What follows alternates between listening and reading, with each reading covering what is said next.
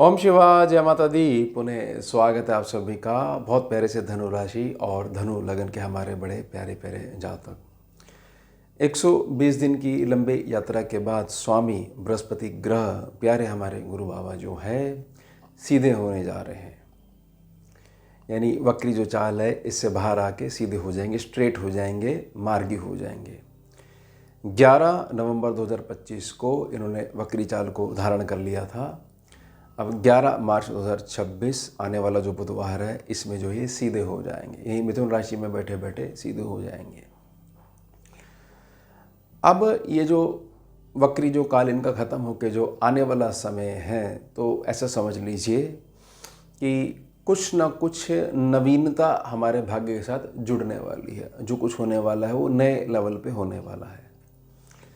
साथ ही साथ ये ध्यान बना के रखिएगा कि इस चीज़ के साथ ये जो गोचरीय व्यवस्था है, बृहस्पति की जो अकेली चाल है इसके साथ साथ अन्य ग्रहों की जो चाल है उसको भी साथ में लेना पड़ेगा।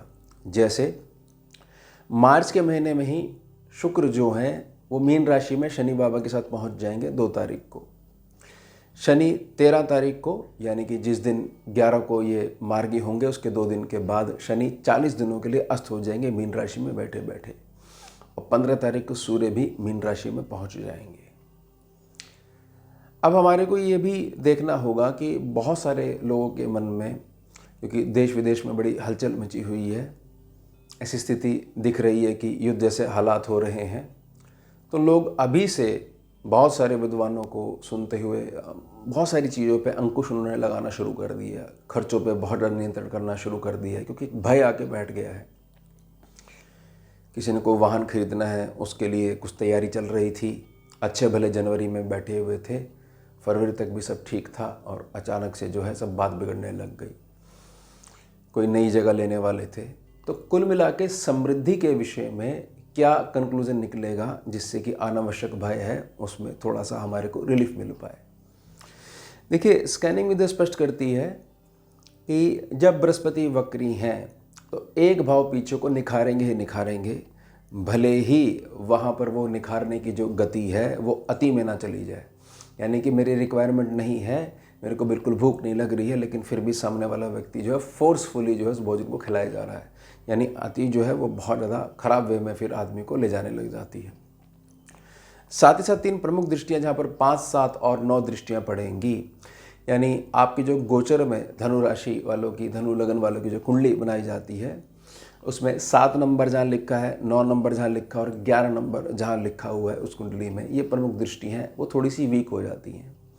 वीक होने का क्या मतलब रहता है कि जैसे कि अच्छी भली दूरी हमारे को दिखाई दे रही थी, सड़क पे हम वाहन चला रहे थे तो कोहरा आ जाने से हमारी विजिबिलिटी जो है वो बहुत शॉर्ट रह गई है।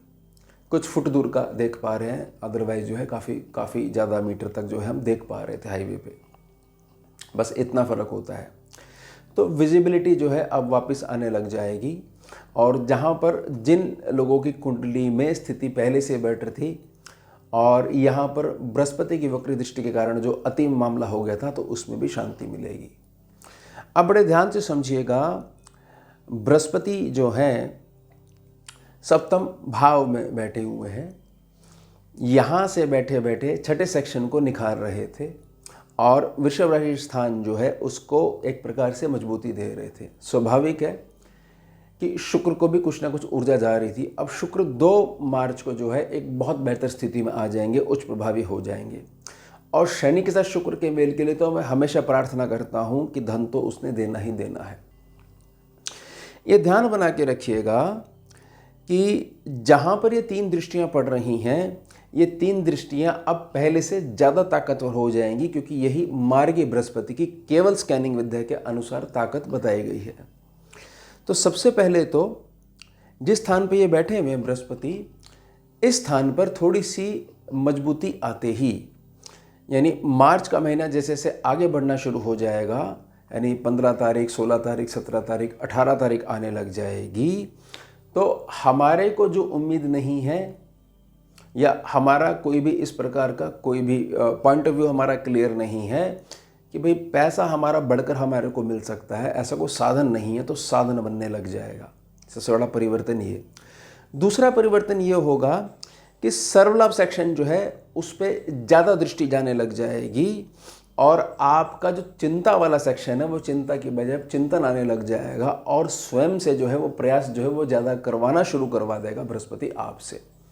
क्योंकि समझेगा ग्रह मात्र एक संभावना होती है जो सीधे तौर पर आपकी सोचने समझने की शक्ति को प्रभावित करती है, यानी बल बुद्धि विवेक में सीधा असर डालता है ग्रह आपका।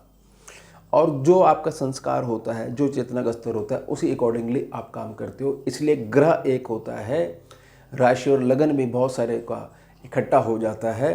हालांकि चंद्र राशि से देखने का नियम है, नाम से कोई नियम नहीं होता है, तो उन पे असर अलग अलग पड़ने लग जाता है।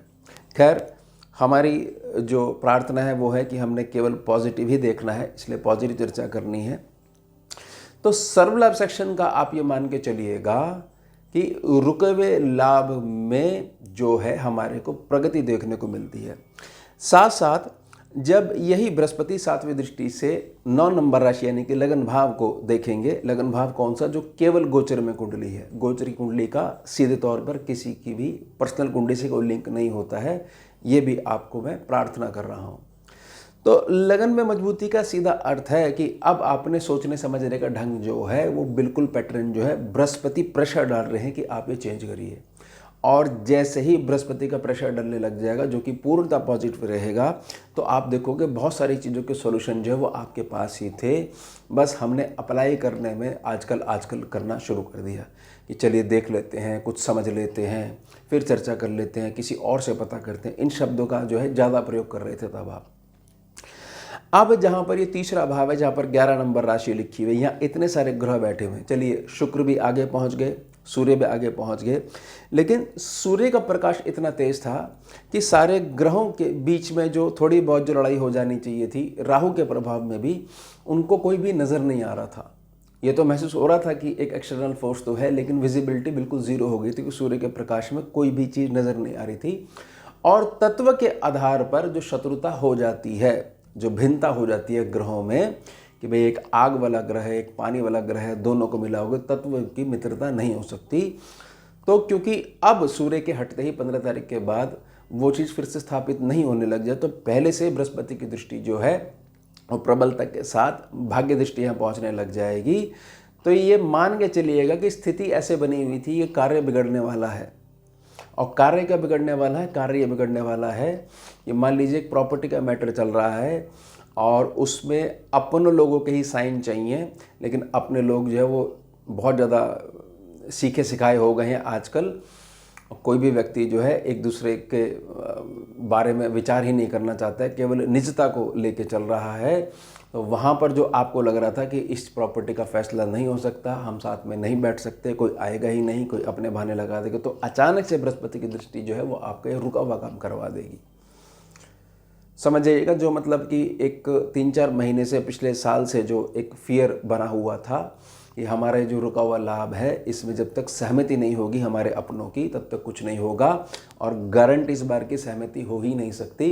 वो अचानक से बृहस्पति की दृष्टि वहाँ पर काम करने लग जाएगी और आपको लाभ देने लग जाएगी। अब चर्चा ये कि आने वाले समय में स्थिति क्या कहती है।